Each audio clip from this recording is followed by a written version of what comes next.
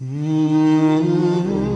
कुरान में जनाब सैयदा सलामुल्लाह अलैहा अल्लाह का कलमा है और ज़रिए नजात हैं, जो जनाब आदम अलैहिस्सलाम ने अपनी तलाफ़ी के लिए बीबी का नाम और पंजतन पाक अलैहिस्सलाम के ज़रिए से वो जो चादर तत्हीर के नीचे मौजूद थे, मुक़द्दस हस्तियाँ मौजूद थी जिनके लिए आयत तत्हीर नाजिल हुई, वो अहले बैत।